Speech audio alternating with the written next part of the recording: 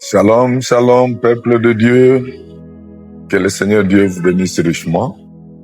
Et je remercie grandement notre Dieu pour cette opportunité qu'il vient encore de nous accorder ce matin. Il a pris soin de nous et il a prouvé réellement que c'est lui qui est notre protecteur. Nous le remercions beaucoup pour cela. Oui, ce matin, j'ai voulu partager avec l'épouse au sujet de l'appel.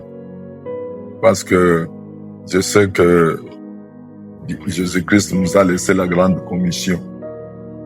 Dans Marc chapitre 16, verset 15, là où la Bible dit « Allez partout dans le monde, prêchez la bonne nouvelle à toute la création.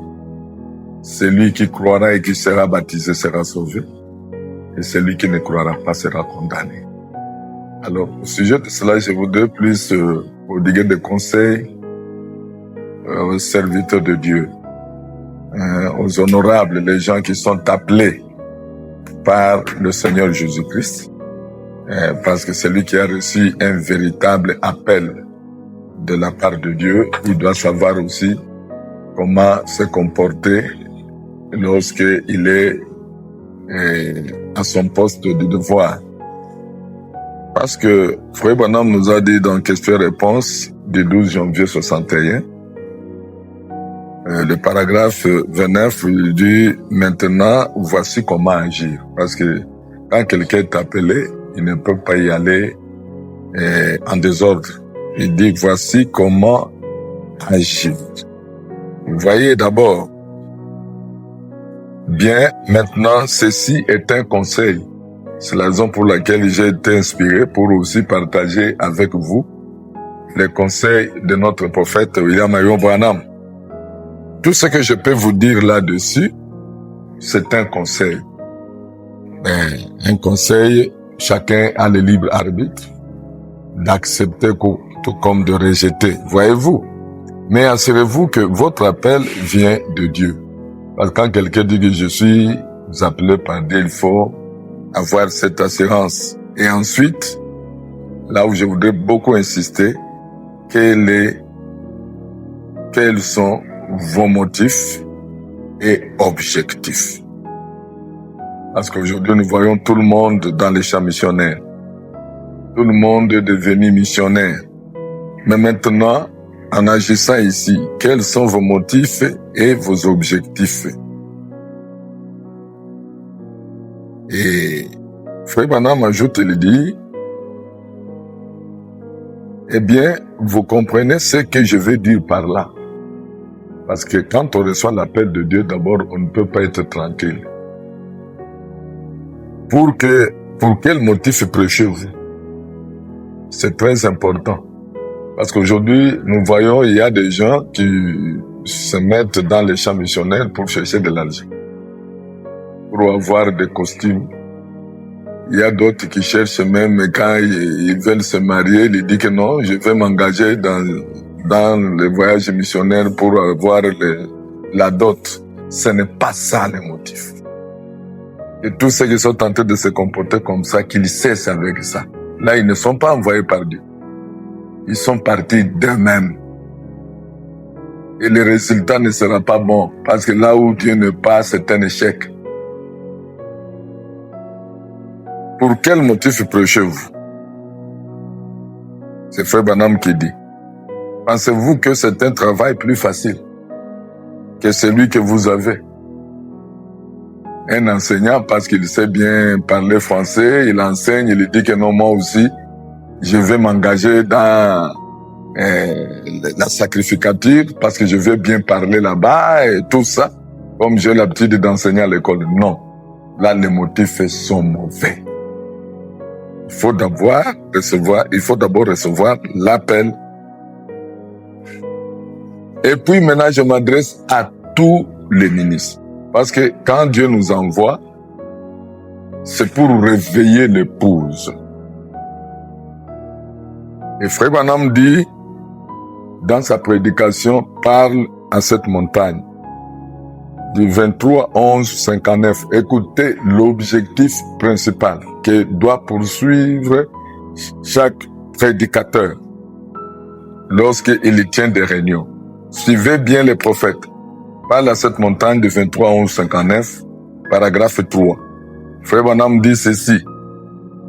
Maintenant, nous essayons de placer les réunions de réveil dans le meilleur cadre possible. Nous ne nous spécialisons pas dans la guérison divine.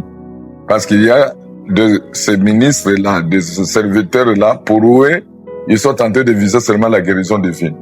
Donc, lorsqu'on tient une réunion de réveil, il n'y a pas un seul cas de guérison ou je ne sais pas comment, pour lui, il dit que Dieu n'est pas là. Mais suivez ce que le prophète dit. Comme on dit, parce que la guérison divine n'est pas le plus important. Et vous ne pouvez pas mettre en avant les moins importants. Nous savons cela. La grande chose, donc, que nous recherchons dans tout réveil, suivez-moi très bien, dans tout réveil, c'est premièrement d'amener les âmes perdues à Christ.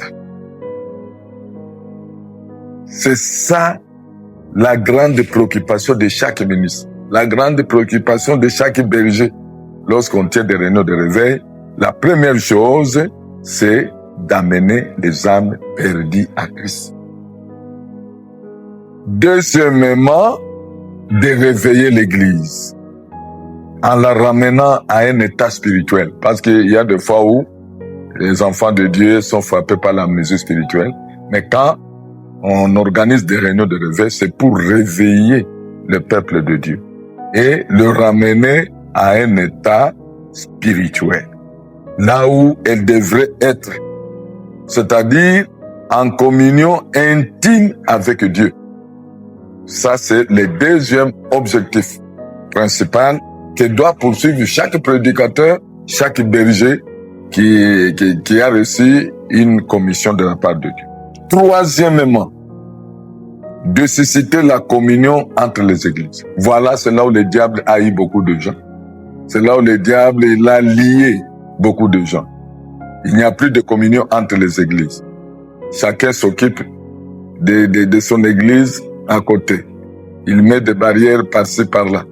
Mais frère, pendant il dit, on tient ces réunions-là, c'est pour susciter la communion entre les églises. Et quatrièmement, c'est alors que il faut, frère Branham dit, de prier pour les malades. C'est ça notre but. Et c'est ce que nous essayons de faire. D'abord, ce sont les pécheurs. Ensuite, c'est la communion. Réveiller l'église, le ramener dans un état spirituel. Et ce qui suit, c'est la communion entre les églises. Une marche intime entre l'église de Dieu et Dieu. Et ensuite, la prière pour les malades.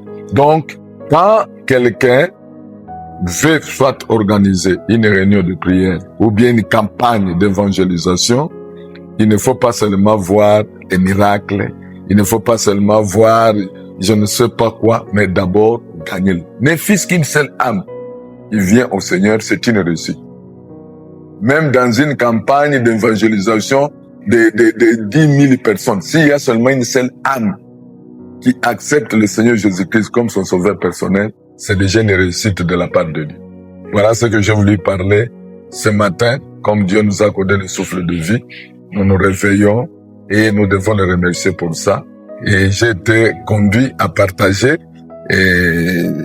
cette idée avec l'épouse ce matin. Que le Seigneur Dieu vous bénisse partout où vous vous trouvez. C'est votre frère Moussa Moro Chabani. Je suis pasteur et je suis en train de garder un groupe d'âmes en République démocratique du Congo, dans la province de l'Ituri, le territoire d'Aru. Que Dieu vous bénisse. Shalom.